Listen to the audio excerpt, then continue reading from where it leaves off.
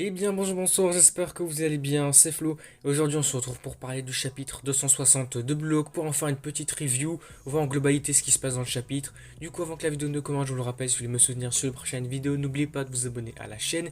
Et puis c'est parti, donc ce chapitre, il commence sur un flashback de Kaiser. On le verra globalement, on l'a vu aussi avec les spoils, c'est vrai que j'ai pas fait de vidéo, là on fait directement la review. Mais globalement le chapitre se concentre sur l'enfance de Kaiser, sur son passé, comment il a grandi, dans quoi il a vécu. Et globalement, en résumé, on va le voir, c'est vraiment horrible, c'était vraiment très compliqué pour lui. Donc ce chapitre, il va commencer par un flashback de son enfance, avec lui face à son père qui se fait maltraiter comme ça. On le voit, hein, c'est vraiment horrible. Et on va directement l'apprendre, donc ce garçon s'appelle Michael Kaiser, il est un enfant non désiré. Donc là, à partir de là, avec cette information, on sait que ça va être horrible par la suite. Donc par la suite, on va apprendre quelques informations concernant ses parents. Son père était un directeur de cinéma et sa mère en était l'actrice principale. Kaiser, pour le coup, était le fruit de leur amour, ou plutôt une conséquence de leur désir, un accident. Donc c'est pour ça que c'était un enfant non désiré. On voit que le garçon fut abandonné par sa mère directement, pour par la suite poursuivre sa vie d'actrice sous le feu des projecteurs. Suite à leur séparation, le père s'effondra, le cœur brisé, et son talent disparu. Donc là on voit vraiment leur situation familiale très compliquée. Il est abandonné par sa mère, il se retrouve avec son père, qui là, on va l'apprendre à sombrer dans l'alcool et tout. Donc là c'est vraiment très compliqué, et même dans la pauvreté également, c'est vraiment chaud. Et lui, Kaiser se retrouve maintenant un peu tout seul, en renfermé à lui-même, et son père vraiment l'incite à voler pour subvenir à leurs besoins, pour essayer de survivre un minimum. Donc on le verra par exemple, à cause de ces mots, le garçon prit l'habitude de sortir en ville pour voler de la nourriture et des produits du quotidien. À mesure que son père s'énervait après chaque échec, sa technique s'affinait, du coup il a réussi à apprendre de ça et de mieux en mieux voler, c'est comme abusé.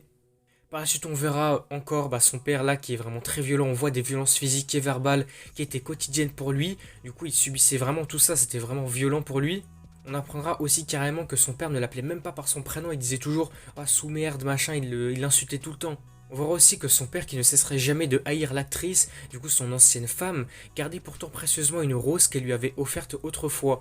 Bon, on l'avait déjà vu, ça aussi. En fait, la rose, c'est un peu le symbole de Kaiser, et c'est aussi de base le symbole de sa mère. Alors est-ce que ça a été repris? Je sais pas comment ça a pu se passer, mais du coup, ça serait de là que le symbole de Kaiser, en vrai, cette rose bleue, serait né. On va ensuite après, hein, le père toujours là à maltraiter son fils. Hein. Il dira également ses erreurs et lui ce qu'il pense de lui. Hein. Je sais que je suis qu'une merde humaine, abandonnée par la femme que j'aimais, etc. Une ordure, qui a négligé son talent, un incapable fini. Mais toi t'es encore moins que ça. Il est vraiment là en train de l'insulter. T'es pire qu'un animal, pire qu'une ordure. C'est n'importe quoi, c'est vraiment abusé. La page d'après, elle est horrible un peu, c'est vraiment dur de regarder ça. Il est en train de l'étrangler, c'est n'importe quoi. Là, on nous le répète encore, ce garçon était un enfant non désiré. On voit vraiment son enfance, comment il a grandi vraiment dans des circonstances horribles, c'est n'importe quoi. Et par la suite, je sais pas comment ça a pu apparaître, mais c'est à partir de là que Kaiser vraiment a commencé à rentrer, on va dire, dans la délinquance, à être vraiment violent aussi avec les autres, à voler, etc., à faire même plus que ça. On voit là, ce fut son premier acte de rébellion. Il revendit en cachette certains objets de valeur qu'il avait volés et constitua son argent de poche dans le dos de son père. C'est à partir de là qu'il a commencé à faire ces actes-là. On voit aussi le jour de son 12e anniversaire, j'aimerais bien m'acheter un truc avec cet argent. Il eut le sentiment que cet acte marquerait le début de sa propre vie. Un repas, non, j'aimerais quelque chose qui reste, donc quelque chose de matériel sûrement. Peu importe quoi, le garçon qu'on appelait sous-merde, entre guillemets, donc par son père.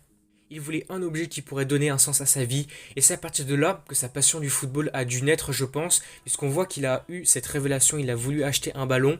Donc un ballon, s'il est jeté, il s'envole. Voilà, s'il frappe le ballon contre un mur, il revient. Donc à partir de là, il a pu jouer tout seul. On le verra à diverses reprises, hein, même frappé sous le coup de la colère. Il ne fait rien au rejeter d'un coup de pied, le ballon ne se fâche pas, il ne pleure pas. Le ballon resta sans un mot toujours à ses côtés, donc c'est devenu un peu son ami, on va dire. C'est devenu vraiment quelque chose, un symbole qui le maintient en vie, on va dire. Il vit pour ça maintenant. On voit sur la page suivante, je crois que c'est dans sa chambre, dans son lit, on voit que c'est complètement délabré, c'est n'importe quoi, il y a des vêtements de partout, des déchets un peu de partout aussi, on voit qu'il est hyper triste tout seul, il se sent vraiment tout seul en train de pleurer. Le garçon rêva qu'il voyageait loin d'ici, donc loin de son père, dans une nouvelle vie. On verra par la suite, là je crois que il se passe un braquage carrément, ça va encore plus loin. On apprend ce jour-là une bijouterie fut cambriolée, les coupables furent attrapés et l'un d'eux dénonça Kaiser comme complice du délit alors qu'il n'avait rien à voir. Il a été blâmé pour rien en fait. On apprendra que l'un des voleurs faisait partie de ses mauvaises fréquentations, donc ça a pu être un peu véhiculé par rapport à lui, il a pu être incriminé on va dire un peu pour ça, mais à la base c'était vraiment pas pour lui, c'est une fausse accusation. Là on va voir, on m'a piégé, et ensuite on verra encore le père complètement hystérique, c'est n'importe quoi en train de gueuler de partout, alors qu'il y a les policiers qui sont en train d'arriver chez eux.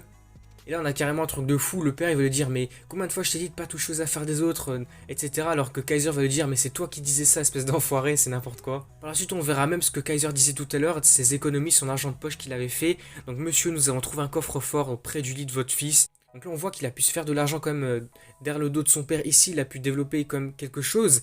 Mais là, je sais pas ce qui va se passer après, mais je pense qu'il a dû être volé, pris par la police, je pense. Ici, même Kaiser, ça, il s'en fiche, il va se dire, bon, c'est pas grave, je n'ai plus qu'à économiser à nouveau depuis le début, recommencer ça. Par la suite, là, il va y avoir un moment, une scène vraiment importante, symbolique. Un des policiers va trouver un ballon de faute, il va dire, il n'y a que ça, il n'y a rien d'autre que ce ballon, hein, rien qui ne puisse constituer une preuve par rapport à son délit potentiel, hein, à sa fausse accusation justement. Mais là, son père, il va encore s'énerver, il va dire, ah mais t'as caché quelque chose dans ce ballon? Et c'est à partir de là, en voulant briser, détruire ce ballon, que le déclic chez Kaiser va naître. Il va sauter en l'air complètement déchaîné avec les yeux en noir, comme s'il était en plein flow pendant les matchs de bloc normaux. Et là, sur cette page, on va même voir un policier qui ressemble vraiment à deux gouttes d'eau, à Noël Noah. Je sais pas ce qu'ils se sont dit, mais ils se sont dit, bon, on va prendre le même Cara Design, je sais pas, ils ont même pas changé. On dirait vraiment Noël Noah, c'est vraiment drôle. Et juste après cet instant, il veut lui mettre vraiment un gros coup de genou dans la tête, c'est fou, je pense qu'il a extériorisé toute sa rage à partir de là. Il a pu se venger en quelque sorte. Et par la suite, on va l'apprendre quelque chose se brisa à l'intérieur du garçon. Non, c'est même plus que ça. Plutôt que de se briser, c'est quelque chose qui est né. Il serait plus exact de dire que quelque chose naquit en lui. C'est à partir de là que le nouveau Kaiser est né en fait. Et on le verra sur cette page, avec le ballon, il fait des acrobaties et tout, il met des coups de pied aux policiers. Il a réussi à se débattre complètement, c'est n'importe quoi. Et on l'apprendra même sur cette double page que c'est carrément son identité qui est née. C'est le nouveau Kaiser qui est né à partir de là. Alors ouais, par la suite, je sais pas ce qui s'est passé. J'ai l'impression qu'il s'est retrouvé en prison, carrément en isolement. Mais attention, petite dinguerie on va dire, le chapitre va se terminer là-dessus sur Kaiser qui est en prison on va dire, avec quelqu'un qui arrive, on ne sait pas qui c'est pour l'instant mais on a la révélation de son personnage. Il va dire à Kaiser, si tu acceptes, je te sors d'ici. Ce personnage on va apprendre que ce n'est autre qu'un agent officiel de la fédération de football et il s'appelle Ray Dark. Alors peut-être pour les fans d'Inazuma vous aurez reconnu, mais Ray Dark c'est quand même un des antagonistes de Inazuma Eleven quand même. Je ne sais pas si c'est vraiment une référence parce que j'ai pu voir que là, c'est la traduction de Ray Dark du japonais en européen ou un truc comme ça. Mais en japonais, il n'a pas du tout le même nom. Donc, je sais pas si c'est vraiment une référence. Mais en tout cas, c'est vraiment cool cette petite ref à Inazuma Eleven. Et du coup, le chapitre va se terminer là-dessus. Sur, je pense, l'offre de ce personnage à Kaiser pour lui faire intégrer une équipe de foot, je pense. Et c'est à partir de là que le Kaiser que nous connaissons est né.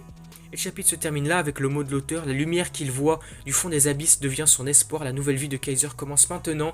Et ouais voilà, bah du coup c'est à partir de là que Kaiser est né.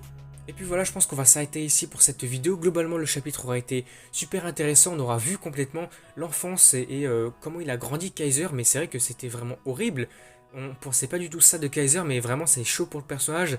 Super intéressant quand même, mais assez dur pour lui. Du coup voilà, si la vidéo vous a plu, n'hésitez pas à liker, à commenter, à partager comme d'habitude. Et puis surtout n'oubliez pas de vous abonner à la chaîne pour me soutenir sur les prochaines vidéos. Et du coup je vous dis à la prochaine.